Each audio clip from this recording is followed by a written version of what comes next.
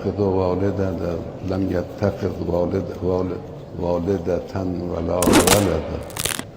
چی میگی تو واسه خودم همینجوری بلغور میکنی؟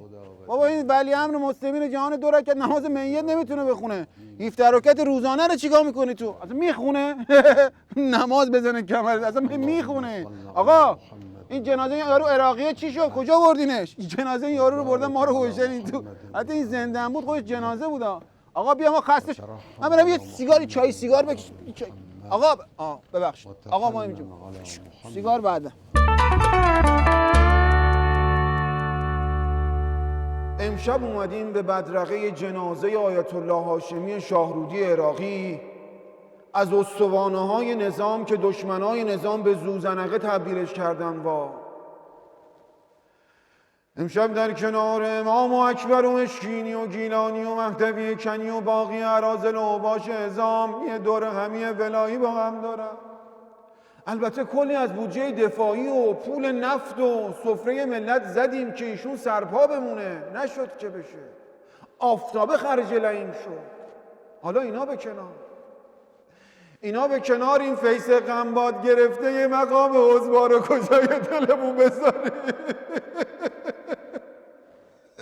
آقا جان این لشکریان لجنپوش آشولاش اینجا نشستن، چپا رو پر کردن، شکمای متورم، گردنهایی که تبر نمیزنه ها، لش کردن اینجا که آب تو دل شما تکون نخوره. اما خبر ندارن که آب دل مقام عظما شتک زده، در و دیوار نظام رو نجس کرده برده. اصلا یه وضعی نمیشه تحمل کرد. اما امشب آقا جان من میدونم که شاهرودی به دمپاییتم نیست. اون چیزی که تو رو اینجوری لهت کرده اجلاس لهستانه. از دی 96 افتادیم توی له پارتی که آب لمبو کردن هممونو. دشمنای نظام تو خیابون لهت کردن، توی برجام بلت کردن، با تحریما خلوچلت کردن، خلاصه ال و بل و جیم بلت کردن. جان بشد آقا بریم سر شاهرودی، خیلی فرقی رفتیم. شاهرودی امشب میخوام از زبان مقام عظما بخونم. خطاب به یار قیرین و زیرینش آیت الله شاهرودی.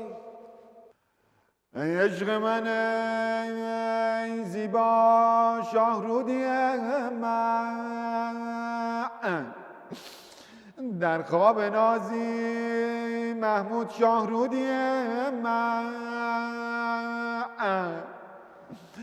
در تابوت خود تنها خفته ای تو، ترک نظام و عظما گفته ای تو.